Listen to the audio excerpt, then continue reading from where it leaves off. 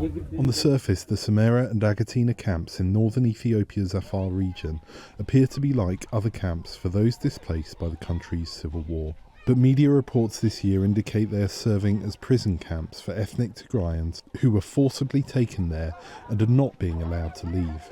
VOA was able to gain rare access to the camps where inhabitants say local security forces in December rounded them up in their hometown of Abala. VOA is not identifying those we spoke to due to concerns about possible retaliation.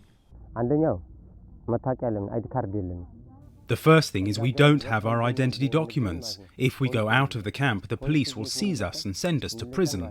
There are displaced people who are in prison. If you don't have an ID, you can't even go shopping. There is no freedom of movement, even though we repeatedly asked for it. We can go out sometimes, but only with a police escort.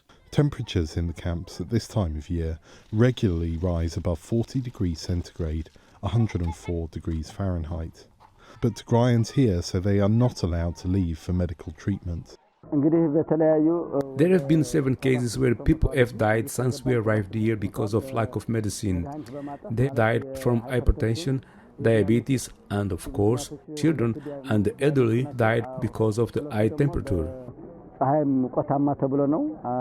mother in Agatina camp, which houses about 700 Tigrayans, says she fears for her children.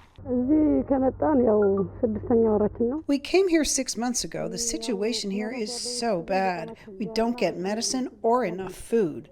There are 150 children here. The Ethiopian Human Rights Commission on June 29th acknowledged that 9,000 Tigrayans were being held illegally in the camp and called for their immediate release. People there are held against their will. That families are not staying together. That men and women, by being separated, you're separating a family.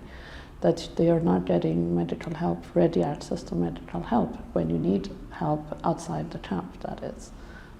These are the 3 key indicators, and that is why we are certainly alarmed and concerned about these camps.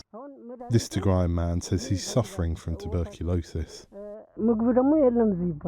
There is no support here. We are on the verge of death. We spend day and night in this way, and the situation is critical. If the government does not support us, I don't know what our fate will be. Only death waits for us. Ethiopia's federal government had no immediate response to the Rights Commission's call for their release. The Afar region's Disaster Prevention and Food Security Coordination Office initially agreed to an interview with VOA, then suddenly stopped responding to messages and phone calls.